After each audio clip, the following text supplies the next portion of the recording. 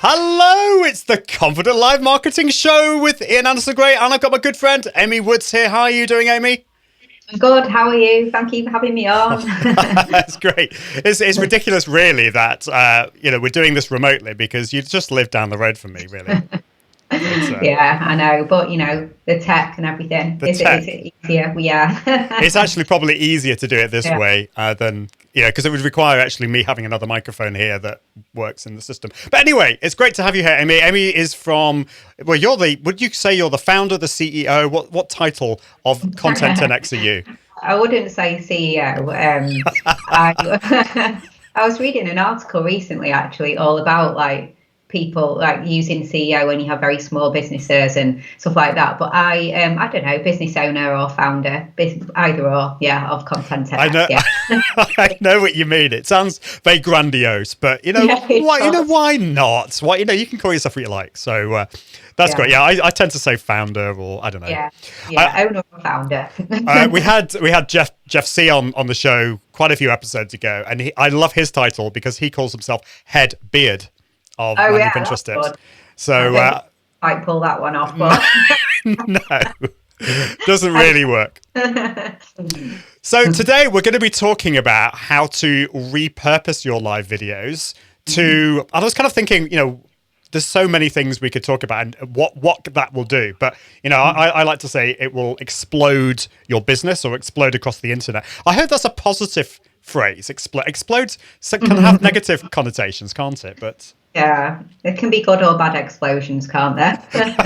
This is a positive explosion. Just good explosion of content. Just to make sure we're okay with that. So thank you so much if you're watching the replay or if you're watching us live. Let us know where in the world you're from. If you've got any questions for Amy, don't be shy. Just let us know. Amy's not going to bite. She is the queen of content repurposing, and I'm really excited to have her on the show. So whereabouts in the world are you? You're just up the road in Wilmslow, am I right? Yeah. So any Brits watching or listening, it's half an hour south of Manchester city centre in the UK. Yeah.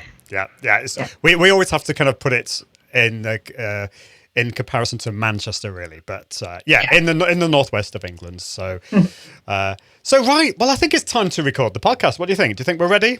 Let's go. Let's do it. Let me just see if I got the right button to press. So we'll be with you just after this.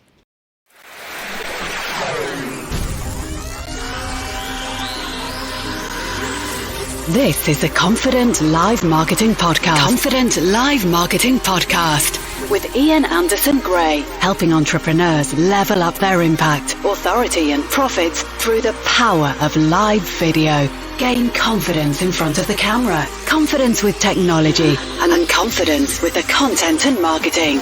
Together, we can go live!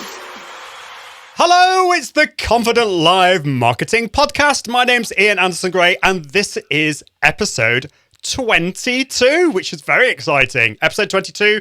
And you can find out all the show notes at iag.me/22. And today is all about how to repurpose your live videos to explode across the internet or explode your business. And as I said just before the beginning of the show, this is all positive explosions, which is great. I also wanted just to let you know about a giveaway I'm doing. So if you go to iag.me/giveaway, I haven't actually got the page up yet if you're watching it live, but by the weekend, this will be up. And this is really in aid of the podcast to get the word out there. I'm going to be giving away some amazing prizes. So just check that out at the weekend. That will be great. So today's podcast, as always, is sponsored by my good friends at Content 10X, who are the content repurposing experts. They provide a full end-to-end repurposing service.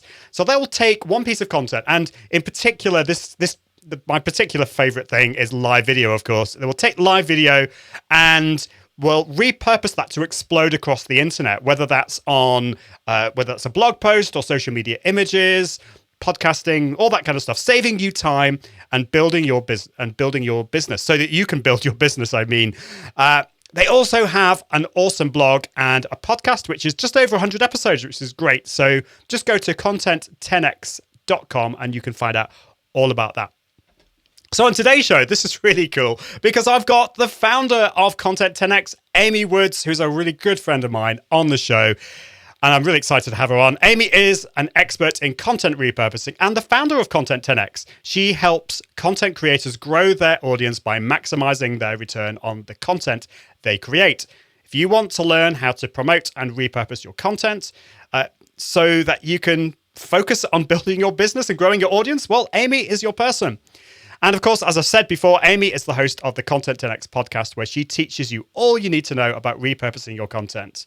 And if Content 10X themselves don't do it for you, then she'll teach you to do it yourself. So she's also the author of a new book. And I want to talk to you about this book, Amy, which is Content 10X, More Content, Less Time, Maximum Results, the ultimate guide to reaching more people online with your content. So, Amy, welcome to the show. Hi, Ian. Thank you for having me. It's great to have you on. Very exciting that you got this new book. I know. When you mentioned it just then, I thought, I'll actually show it to anyone who's actually watching the video. So awesome. It's really exciting. It's been quite a learning curve, learning not the writing of the book so much, but everything that goes after you've written the book. Going from having a manuscript to the entire process of publishing and releasing a book, it's been great, but yeah, it's big learning curve. I know. I've heard a lot of people who have written books and they've told me about the learning curve and the amount of effort that goes into it, and it fills me with fear.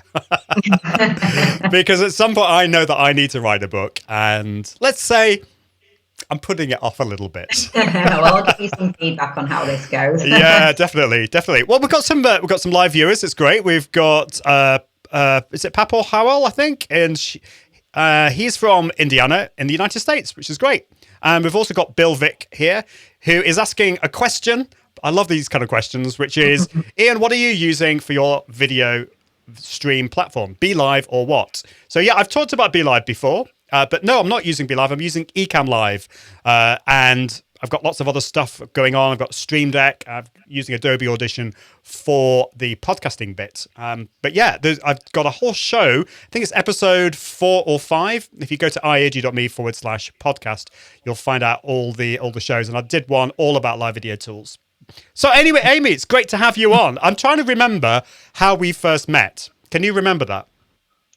I remember it very well, actually, because I was brand new to this world of online business and, just immersing myself in podcasts and blogs and things like that.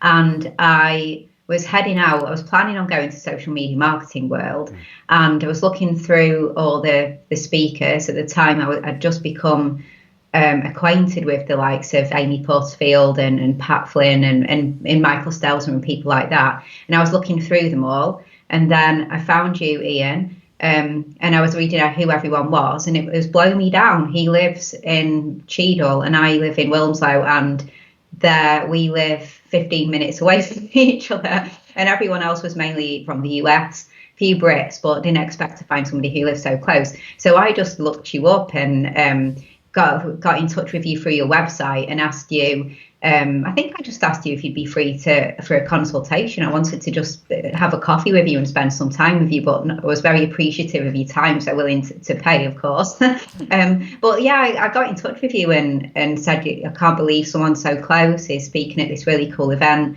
And we went for a coffee in your hometown. That's how we met.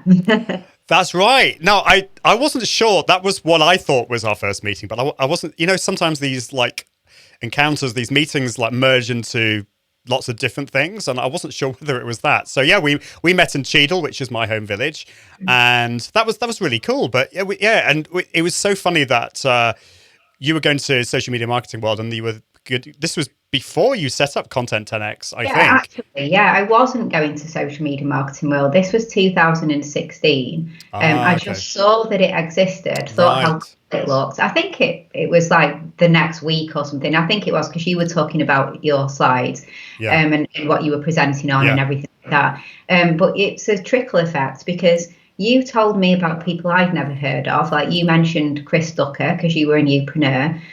So then I wrote names down and went and researched some more people to kind of follow and read on. And then Chris was doing some kind of mastermind that I couldn't attend, but I'd emailed him and said, if you ever do another one, I'd love to attend, please let me know. And then, he emailed me later on that year and said, I am doing this one. So that was when I went to mastermind with him, where I met people like Mike Morrison and Roger Edwards, people who we all know within our network. So it's all a trickle effect. I met you told me about people, I met more people. So actually I could go right back and say you were the first person I met in this whole online business. Isn't that funny? Yeah, it just shows you the power of connections. And I've got similar stories. I don't know. I this is probably for another time, but it is amazing. And Chris Ducker is an amazing connector. If you've not heard of Chris Ducker, where have you been? But Chris Ducker is he's the founder of Upreneur, which I've been a member of since probably day one, and it's a great community, particularly in the UK, but all around the world. And just going to these conferences, meeting with people, makes such a difference. And so if you're feeling a little bit alone, then do try and go to these conferences, meet with people, connect with me. I'm very happy to connect with you with loads of people. I'm sure Amy will be the same. So that's really cool. So I've mentioned a lot about what you do, but tell us a little bit more about yourself and, where is Content 10X now, and how have you seen that grow over I'm trying to think, is it 2 years you've been doing this for? Years, just over 2 years. So,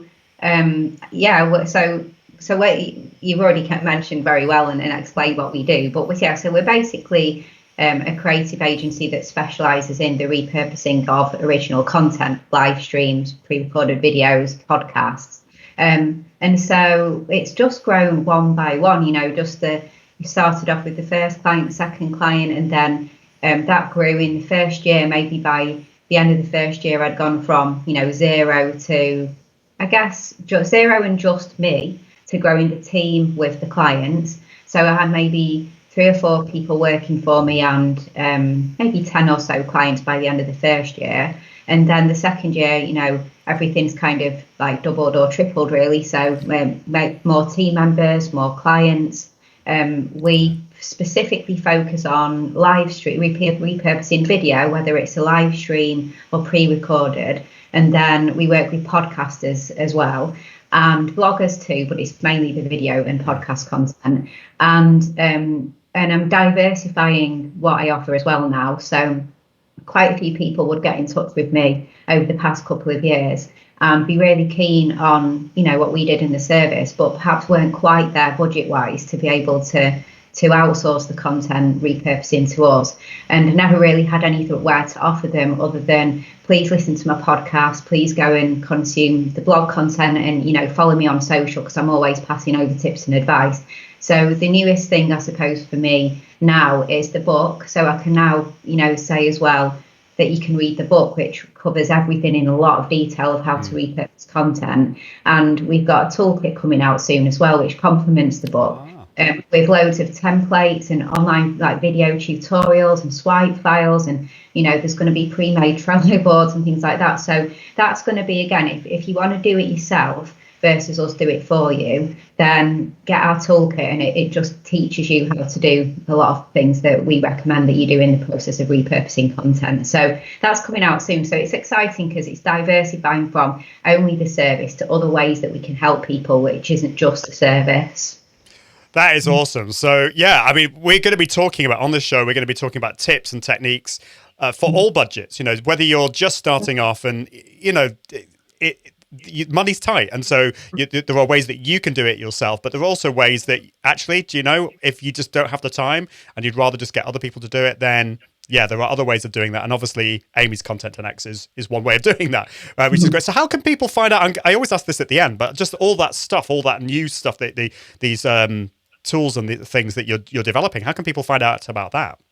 Well, so really still just through the website content10x.com, and then at the moment it's more about the book. But if you pre-order the book, so it's on pre-order at the moment, then you're going to get 50% off the toolkit. But the toolkit is in development, so it's not quite ready yet. So that's later this year. So we'll have lots on the website when it's ready for purchase. But right now it's more just a bonus discount for anyone who goes ahead and pre-orders the book, basically. come on that. That's cool. That's cool. So we've got some more comments. So Carol says, this is interesting. Says, why is Amy's background mirrored back to front and the book she held up? And that is all my fault. This has nothing to do with Amy. So I've actually, look at it now. It's absolutely fine. So keep holding it up. Because this is what it was like before. I had it like that. I'd press the mirror button in Ecamm Live. So you can actually mirror it. And that's kind of useful for certain things. But anyway, that's my fault. But yeah, that's the book. And Gregor Hillman's here. Hi, Gregor. It's great to have you here. Upreneur is a great conference. Are you going to, Gregor? I don't know whether you're going. And he also says, congratulations on the book. Oh, thank you. So there we go. Right. So in terms of live video, do you, in your experience doing live video, and also with the clients you work with, do you feel nervous, or do you find a lot of your clients get really nervous when it comes to live video? Well, I feel like we work with a couple of different clients who are on, I suppose, at different stages of their experiences with live. So sometimes we work with clients who've been doing it for a while, and you can notice that because they're more they're calmer and more confident, and you can tell that they've been doing it for a while. But then when we work with our clients and they say, I'm starting to do a live and everything's going to be new, and getting the tech set up and things like that, I think the things with them, it's they get sometimes getting a little bit too caught up with the tech when you really don't need to be, but it's an easy thing to do, isn't it? Get a bit caught up in the tech. And then also I think it's then the fear, and I have this too whenever I've gone live, of nobody joining you and going live to nobody, and those kind of anxieties of it not being a failed live. It doesn't really matter because people watch pre-recorded and all that kind of stuff. But if you have segments of your live video that are really quite dependent on audience interaction, and that's quite obvious, and then the audience isn't really there, and people getting a little bit nervous about how they would cope under those circumstances, and what would they do if they did have that section and they weren't getting the interaction that they needed, and being able to think on their feet a little bit more, I think, which obviously you need to do when you're recording live. But for me personally, I've not been doing a lot of live videos, but I used to do them every single week. And I was the same. I used to worry a little bit about people not joining, and used to deliberately not have segments that were dependent on people joining just because of that, which I don't obviously take your advice. I don't know if that was the right thing to do or not. Well, it's funny, isn't it? The whole how many people are going to be watching you. And I think we can have two problems. We can either have zero or not very many people watching, or we can have the opposite problem where we've got 80 people watching. It's scary. And I think these are kind of these are kind of normal feelings that we all have. And I don't think it matters how experienced you are, how many times you've done this. We can still get these experiences. I had this relatively recently. There was a bug on Facebook, and actually I was going live, and I was 10 minutes in and nobody was watching my live video. And I was feeling like Billy No Mates. Nobody loved me. Well, what am I doing? I was having imposter syndrome, all this kind of stuff. And it was a bug with Facebook, and it wasn't being shown to anyone. And then sometimes I've had to change the time for family reasons. I have not had the time to promote it, and I've got very few people watching. But obviously, when it comes to repurposing, there are going to be many, many people consuming that content in the future. And also, there's also the replay audience, isn't there, as well? Yeah. So why, in your opinion and your experience, why live video? And by the way, I have to say hello to my good friend Rhonda Peterson, who's watching, which is great. Hi, Rhonda. Great to have you here. But back to what I was talking about. With live video, why choose live video when it comes to content repurposing? What makes it the perfect medium for repurposing content? So I always say that video is the best medium for repurposing. It's not for everyone. Obviously, if you're confident, you shouldn't go off on doing things that you're not confident in doing. But if you can get there, and if you can gain the confidence, then when anyone says to me, what's the best content to repurpose? Is it blogs? Is it podcasts? Is it video? Firstly, my answer is always video, because with video you have audio. So you've got the audio that could go into podcast, but with video you've got so much more, because there's so much more that you can do.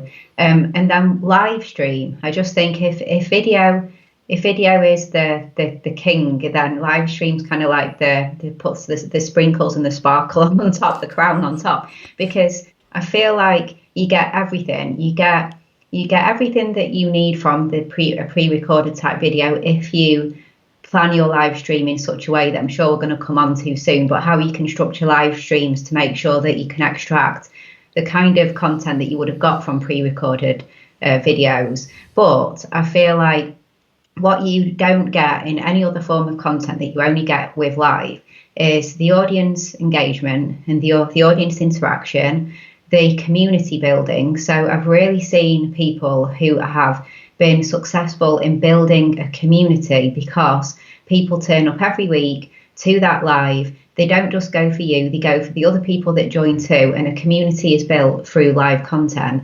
And I also feel that you show transparency in this day and age when, you know, like we're all a bit wary of some of the content that's being put out there, and maybe a bit not sure whether someone's the real deal or as authentic as they make out that they are. Then to be vulnerable and go live and to answer questions, to say that you don't know the answer when you don't know the answer, and be open and honest and transparent. I think people crave that as well. So you build a community, you can be transparent and open, which people love. And all of that comes from going live. But you have all of the wonderful benefits of video that can then go on and get repurposed as well. So you've got everything. You've got the experience, the community, the video content, the audio content, then all the visuals and teasers and graphics and everything. You can get a transcript, go into blog posts, create social content. So you can get everything: written, video, audio, experience, community. Everything can come if live is the top of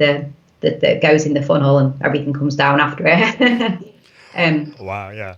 that is amazing. Yeah, it does highlight why live video in particular is so powerful. One of the reasons why I love live video over regular video is I think it kind of allows you to get over perfectionism syndrome too. You know, you mentioned the whole transparency and vulnerability, and I have to say that took me a while to be okay with, and I'm still probably having to deal with it because we're all wanting to try and be perfect and trying to put across this persona, this very professional persona. But do you know what? I've really in this journey of doing these live videos and this podcast, I think I've discovered that how much I find just being myself, being vulnerable, being transparent, so liberating, and this is a lot of freedom there, and I can be myself, and then from that I can then create all these other pieces of content so easily. So I totally agree with you there. It's amazing. And you know what's the funniest thing? Like, we might worry about something going really wrong. So like that time when that BBC reporter, that guy had the kids run in and the nanny run in, and we all remember that and stuff, and it was hilarious.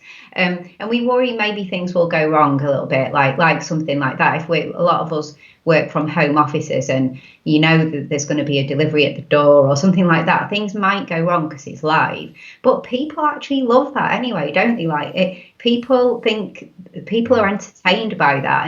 And bloopers, I mean, we talk about repurposing, so you can repurpose you answering a question and providing really, really good answer that's going to help people. You could share that on social media. You could share, images and quotes, but you literally could clip out bloopers and share that, and people would love that on certain platforms too. So I feel like you don't even have to worry if something goes wrong, because people love that. And I personally really like watching it, like the TV shows that sometimes do special live editions. I like watching those because I like to watch and see if something goes wrong.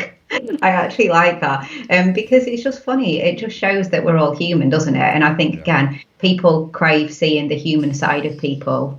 Yeah, absolutely. I think sometimes we can take ourselves too seriously, dare I say. And yeah, we need to kind of embrace the wrong when things go wrong. Those are the funny bits. And I love that idea of creating a blooper reel I need to be much better at that. I have had a bit of fun with it. I think one of the second or third episode, I forgot a word. And so I actually turned that into like this weird, surreal dream sequence of me forgetting a word. But there's loads of stuff you can do with that. Oh yeah, I had an ice cream van go past really loudly, and when I was doing one once, it was hilarious. Just at this key point, and then you heard like the ice cream van and the noise and stuff. So I just cut that out and I shared that on Facebook or Instagram, and it said something like wait to the 10-second point, and then you saw my face and I swore, I'm not a sweary person, but I swore, and the ice cream van went past and people loved it. People were like, that is hilarious. But people empathize more. That's happened to me. That surely would happen to me. It was empathy too. It was like, I'm glad you shared that, because that happened to me all the time, or could happen, or it's a fear I have, or yeah. And if you're watching this live or the replay, just let us know, what experiences have you had with this? I'm sure we've all had it. And I get really frustrated when things like that happen. And then I almost give it, I let that frustration take hold, and I forget that that's amazing content that I can use for later. So let us know if you're watching what has happened to you. Carol Westmore says that happened to me, and I think this is going back to the time when there was a bug on Facebook on not getting anyone watching, which is it's a little bit depressing. And then Gregor's giving some great advice here. He says that I always start with the people watching the recording in mind first. So that's the replay audience. You've got to kind of split your brain into almost like into a time machine here. So that way the start is always tight and we can get going straight away. The live viewers normally take a while to get on. That's great advice, because otherwise we can just be waiting around for our live viewers, and the people watching in the future are just getting bored. They're not going to stay there. So that's... Exactly. That's the advice we always give. And actually, Ian, when you came on my podcast, this is what you spoke about. But you can't start by saying, let's just give it a few more minutes. So, you can't do all that, can you? You have to start with purpose. Even if you get a bit repetitive, and a couple of times you'll say what the purpose is, what you're going to go through, but you have to start with purpose. You're right, because you have to go back to the future. You have to go back. You have to think, right now I'm talking to the future, the people watching in the future, and that no one's going to watch 5 minutes of you waiting for people to join. And when you see people do that, I always think it's such a shame, because you're going to lose those replay viewers, because they don't want to watch that. They don't know when you're going to get to the good stuff as well. So people have short attention spans. Exactly. And so what we do on this show is I do have a little bit of a countdown timer, and I always used to recommend against this. So why on earth am I doing a countdown timer now? Because that's so boring for the replay viewers. And so, but then after that, we then have a little bit of a pre-show sequence. This is not recorded on the podcast. That's sometimes great for blooper reels, I have to say. But the reason I do that countdown timer is to wait for the live viewers to join. But the great thing now is on Facebook, you can actually trim your Facebook live videos. So I always trim that countdown timer off, so the replay viewers don't get subjected to that. So on Facebook Live, you can do that. I don't think you can do that on any of the other platforms, but just a bit of a tip there. Carol Westmore, just another comment just before we carry on, but she says, my struggle is speaking live while looking at comments. Any tips on that? Well, what I always say, especially because when we're working with people, we're working to repurpose.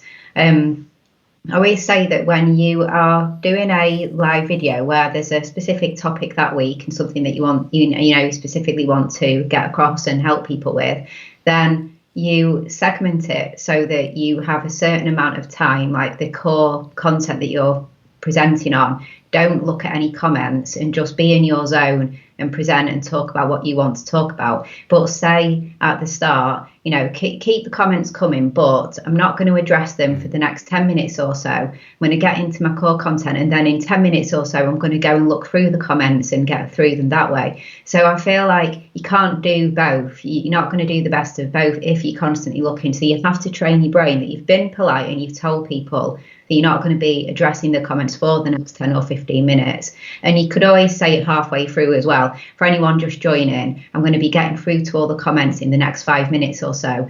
And then at the end, you can get into that frame of mind of then addressing them. So it's a completely different segment of the show. And that works really well for repurposing as well, because what we tend to take would be more the core middle, where there isn't any dealing with comments and speaking to people and saying hi to people when they join and things like that, because you've said that you're not doing that for the next 10 or 15 minutes. That's the bit that we would generally take and extract, because then we would use that for, say, the podcast episode. It's going to become the teasers that we're going to slice into for Instagram and stories and Facebook and Twitter and places like that. And that's the bit we'd probably get transcribed, and then we'd write the blog post from and things like that. So I think you're not going to present best and you're not going to comment back best if you're trying to do both. So you can't do both. I don't think you can do them both well. I think you're right. I think it's so easy to get distracted. So I think at the beginning you can address the live viewers. Don't take too long on that, because that's boring for the replay viewers, I think.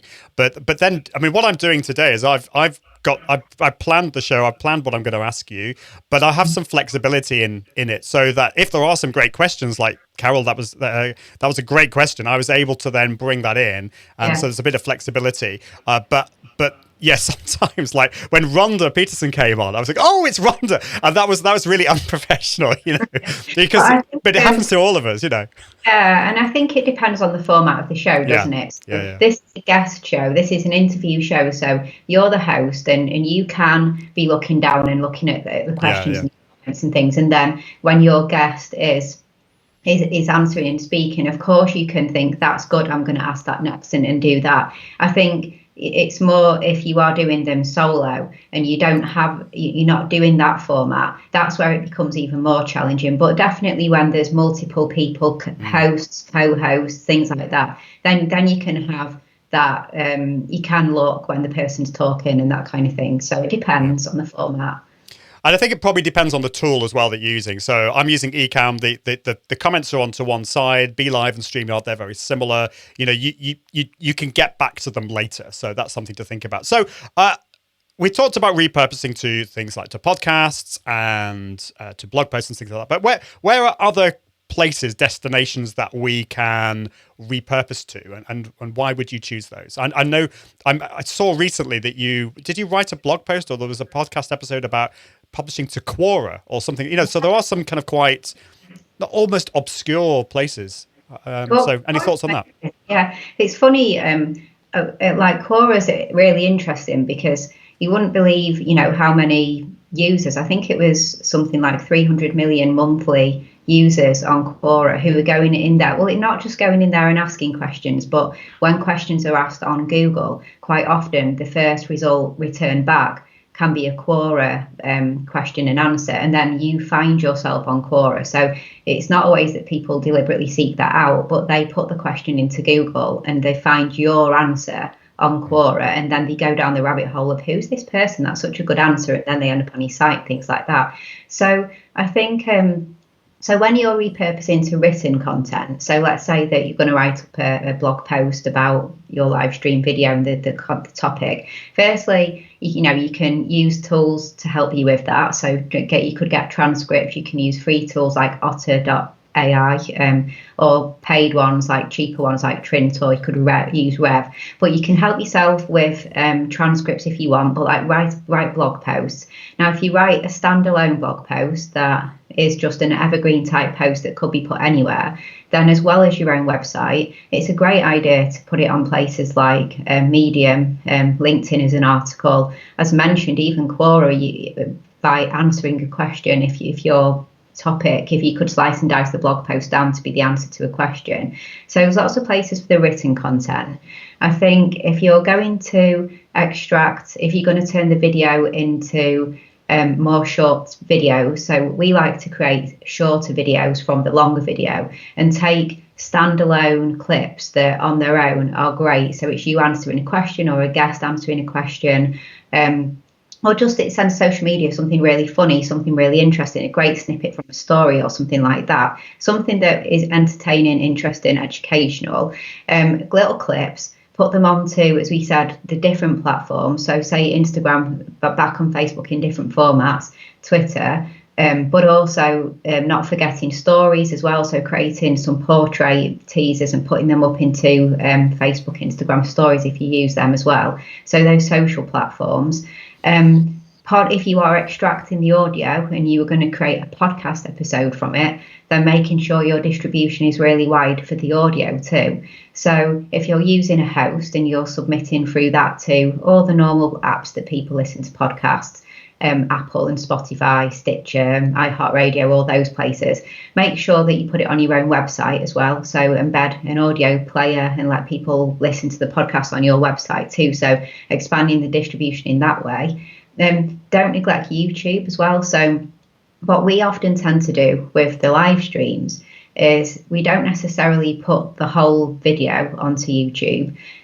We create more a trailer where it might be, say, a 45-minute video, and we will take 4 or 5 really great clips from it, really great answers, or really fun, like I said, funny stories or something poignant that somebody said, and we'd turn it into a 3, 4, maybe up to 10 minutes sometimes, but a video with, make it look really good, add music at the start, add a closing thumbnail at the end, custom thumbnails to make it stand out in search, put it onto YouTube, which is a fantastic place, because if you can get a good title and a good description and good tags, then you're on a search engine, so you're really expanding. Because I always think it's so important to go from social to search. You have to think social's great, but you have to think about how you're going to get found on a search as well. So the blog post and the writing, the YouTube, that's all search, and that's going to help you. Pinterest is search engine as well. So if you think you have an audience there, creating some pins, like some stills of the video, some quotes from the video. You can put videos over there anyway, so snippets of video. It's a search engine. You want to get found on search and you think your audience are there, don't neglect it. And let people, if you have a weekly live, then you're letting people know that this came from the weekly live. Come and join the community as well and get people to get involved in that way. But yeah, I just think you have to expand so much, but don't remember that you put so much effort into the original piece. Most of what you want to say, what your message is, what you're trying to communicate, it's there. It's just finding the different ways and trying to put in place systems that you do a similar process every time. So you're not constantly scratching your head wondering how you're going to get it on these different places, because you just get a system that works for you and then follow that system every week or every 2 weeks, whatever is best for you. Wow. So much stuff there. And I've got so many other questions. I think what we're going to have to do is we're going to get you back on the show, and I'll ask all these other questions that are popping into my head. One of them was, like, what's the point? I mean, maybe you could briefly answer this, which is, why publish on Medium as well as your blog? Surely that's kind of duplicate content, or, Well, the way I see it, it's tapping. It depends how much traffic you get, doesn't it, to your blogs, because it's tapping into an existing traffic source. So especially if you're starting out and you don't have an awful lot of traffic, then it's great to put your blog post on your website, of course. And what I always recommend, best practice, is that you put the blog post on your website first and you give it a good few weeks. Different experts say different things on this. Some people say give it 2 or 3 weeks. Somebody recently came on a podcast and said give it 3 months, but you give it in a certain amount of time to rank as the original place that content was. But there's no such thing as duplicate content in terms of penalisation. You don't get penalised in any way for putting the same article onto LinkedIn or onto Medium. You just want to make sure that it ranks as the place that it originally was. But then I kind of see it often that if you don't get any traffic or much traffic to your website, and it is hard, especially at first, then it's a shame that it's somewhere that, yes, it's your land, but no one goes on your land. So it's a bit like putting a sign on a billboard on a main highway, which is Medium, or being really dead set on having it on your little farm on a country track off the highway. And I know, of course, we want people on our website because we then want people to look at what else we have to offer and our other content, and hopefully sign up to maybe some kind of lead magnet and get into our sales funnels and things like that. Of course, we want to do that. But if they're not going to find you because they're not going to come there, then it's great if you get found on somewhere like Medium, because people still wonder, who wrote this? This is great. Oh, who is this person? I'll Google them. I'm on their website now. So people still come to you. And I've experimented a little bit with this myself, and funnily enough, on say Medium, I get more claps, which is what they do over there, like they clap you. I get more claps on Medium than I do get comments on my blog. And I also get people who fill in my contact form because they read my article on Medium. Wow. So that is cool. So yeah, I mean, what I would say to people watching or listening, these are all amazing things that you can think about, but don't get overwhelmed. Just start off small. What I've got is I've got a whole process for all the things that I want to do in terms of like repurposing, but I'm not implementing all of them. I'm starting off with one or two. We've got some great comments. People are kind of saying brilliant tip. That was Carol saying that. Dee Wright says this is good stuff. So it's really resonating with a lot of people here. But it is time for me to bring in our second sponsor, which is none other than Ecamm Live, which is what I use every week to broadcast this show. Ecamm Live is only for Mac. There are some PC versions of PC Live tools out there, such as StreamYard, Be Live, and things like that. So you can check out those. But if you're a Mac user, I highly recommend Ecamm Live. It's my top recommended live video tool for Macs because it's just it's a standalone app, and it makes full use of your Mac and helps you level up your impact and authority using Confident Live Video. One of the reasons why I love it is that it is so easy to use, yet powerful. So it allows you to bring in guests on the show, like we're doing today, highlighting comments on the screen, the ability for saving the video in high quality for later. I know Amy will be giving the thumbs up for that. That's really important. It also integrates with Facebook, YouTube, Periscope, Twitch, and pretty much all the networks out there, including things like Restream.io. And if you have the pro version, if you want to get really fancy, you can do things like green screen, NDI, virtual webcams, all that kind of good stuff. So if you want to find out more, if you want to download a free trial, all you need to do is go to iag.me/ecamm live. That's iag.me/ECAMMLIVE. So there we go. Right. So I know we've only got a few more minutes left, but just I wanted to ask a couple more questions for you, if that's okay, which is when we go live, what should we, and you've kind of already answered this in a bit, but are there any other things that we should be thinking about to make repurposing easier? Obviously, structuring the show, we've talked about that. Is there any other things you'd like to say about that? Yeah, so as I mentioned, structuring the show. So I always say that repurposing shouldn't be an afterthought, and you should think about how you are going to repurpose it and therefore build the structure in so that you're going to be able to get out. Even just things like if you want to create some graphics and things like that have really great quotes, and you want to quote some statistics, or you want to say some really great things and things like that, or you think about that and think about the structure. And as we said before, having the main segment where you maybe not dealing with the comments and things like that, because those bits don't repurpose as well into things like the YouTube content. But also, so say you are repurposing your video for a podcast, then you've got to think about the audio quality. We can get away with a lot when it's just video, because the audio doesn't have to be absolutely top. When we have all the other things that we can see people speaking and things like that. But it's amazing when you extract audio, how you can pick out if the quality wasn't wonderful because you don't have the video to see anymore. So not getting caught up in the tech, but do make sure that if you can, you're not just using the built-in mic of your computer, and that you do actually have a mic. You don't have to invest a lot, but a decent mic that and think about, the room then that you're in and some of the acoustics. If you're going to turn it into a podcast, just thinking about that and the background noise and things like that. And the background, you would anyway for video, but just if you're going to create teasers and you know what kind of canvas you're going to put it in, maybe you're going to have the title at the top and captions at the bottom, and it's all going to be in your brand, then thinking about things like the background that could make them look even cooler because all the colours go together and things like that. But other than that, no, I think just exactly what you said, Ian, you can't do everything if you're doing it on your own and you are time strapped as it is. So just get really good at creating your core content. Think about that being great. Focus on quality over quantity.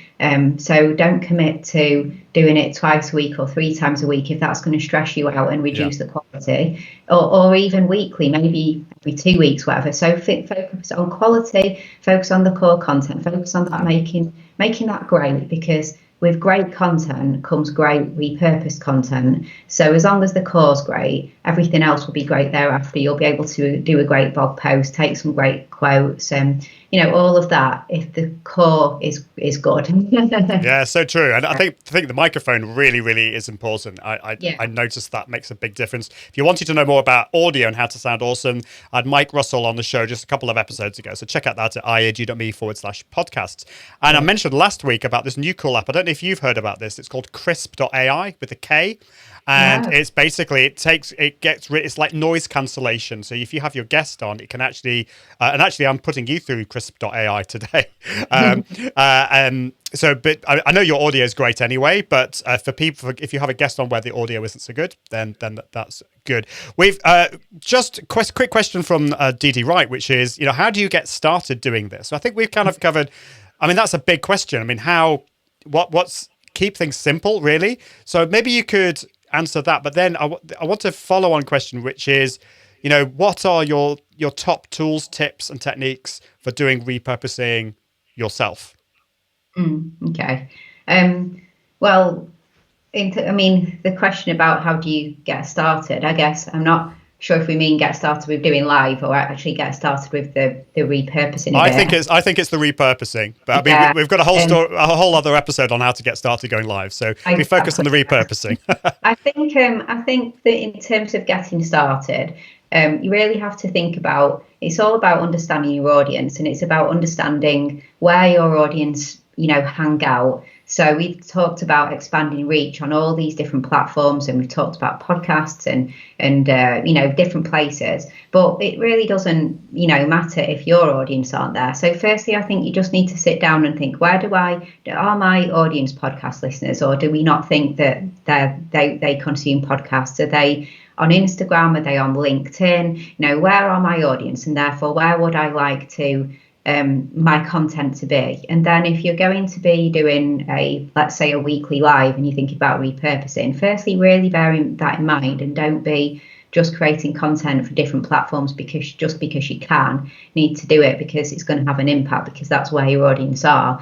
And then really just taking it a step at a time and working, I guess, within your skill set at first, so that you're not stressing yourself out. So whether that's you're good at the video editing, so focus on creating video teasers and then get them on the different platforms, or you're good at the writing, so let's just initially focus on adding one step and turning your live videos into that blog post or those show notes and things like that. So I think focusing on your skill set and where your audience are, and getting started, I just always say, one step at a time, but make it a part of your process.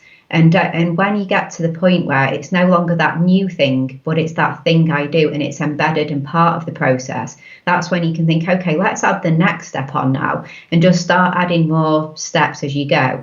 And if you have budget, then get help, get a graphic designer to help you create some quote images, or get a copywriter to help you write your blog posts and things like that. So when you get the budget, get help, but still just take it a step at a time and put the processes in place. But don't be creating content for content's sake. Know where your audience are, and also be looking at how they respond to what you're doing as well. Are you getting engagement? Are you getting likes? Are you getting comments? Or is it not working? So look at your analytics as well. So you need to know what your goal is. Is it more email subscribers? Is it more visitors to your website? Is it more sign-ups to a particular lead magnet? And look at, when I am doing this, am I seeing that data, that those analytics go up for my emails or up for my website. So be measuring, don't be just blindly doing it, but have your target and see, as I've been doing this and I've been doing it for 2 months now, has anything changed? Because if it hasn't, it's probably time to just look at a slightly different approach. So yeah, I think it's amazing how a lot of people, they do a lot of these kinds of things, but they didn't really have any target in mind or any particular goal in mind. And then when it's the question, is it working? Well, it's what did you want it to do? I don't really know. And I didn't measure it, and I didn't measure it at the start, so I don't really know if it's made any difference now. So it's always good to just know if you want to change something that is measurable. Not everything's measurable, but for anything that is measurable, then be looking every week or every few weeks, and you have to give these things time as well. Don't do something for 1 or 2 weeks, or even a month or two. I think you need to give things time to settle in to make a difference. That's so true. I mean, I've certainly found that with podcasting, you need to be in for a longer game. Live videos don't take quite so long, but they still, again, to build an audience, it takes time. So yeah, I mean, Didi was saying, I need to repurpose my live videos, and really what Amy was saying, just keep it simple. Have a focus, but ask the question, why do you want to repurpose it? Where is your audience? And so it might just be a simple thing of downloading the video and taking the audio out of the main section and turning that into a podcast, or there's those kind of things. So yeah, at the moment, just keep things simple and don't worry about it. Now, I know you need to go, Amy, but so we'll definitely get you back on the show. There were loads of other questions I would love to ask you, but just as we finish, where can people, I know this is a simple question because you have a very good website, but where's the best place that people can find out more about you, and how can they find out more about what you offer? And is there anything else you would like to tell my audience? No, it really is it's the website, I think, is the best place, content10x.com. And you can see everything that we do. For the questions asked as well previously, we have loads of 100. And so today is the second birthday of my podcast, 2 years old today. So we've got 104 podcast episodes, 104 blog posts, wow. And so loads and loads of help and support, as well as a run through of the kind of services that we have. And then there's information about the book, which, as we're speaking now, is on pre-order. So if you get the audio book for free and 50% off our toolkit that's coming out if you pre-order it. Otherwise, it's just available for purchase as normal from the 23rd of October. But yeah, and social media, I'm on every platform, as you could probably imagine. But I probably hang out the most on Instagram. Instagram and Twitter are probably the two places you would find me. Yeah, and you definitely need to follow Amy on content on Instagram, and follow her on Instagram stories and all that kind of stuff. Is it at Content10x? Is that? Yeah, it's literally just Content10. I was very fortunate. Yeah. I managed to get Content10x on all of them. Yeah, so pretty easy to find. Yeah. So it is. The website is content10x.com, where you can find out all of that. And I didn't realize it was your second birthday today. That's so exciting. Happy birthday. Happy birthday to you. I'm going to go and get a little cake and put 2 candles on. And I'll do a little Instagram post about that probably. I'm looking forward to that. That's great. Well, I will let you go because I know you need to rush off, but and I will get back to some of the questions in the comments, and maybe Amy, if you get some time, you can respond to some of the other questions on here. That would be great. But until next time, I encourage you to level up your impact, authority, and profits using Confident Live Video. See you soon, everyone. Bye. Thanks for listening to the Confident Live Marketing Podcast with Ian Anderson Gray. Be sure to join the community at iag.me, where you can continue to level up your impact, authority, and profits through the power of live video. And until next time, toodaloo.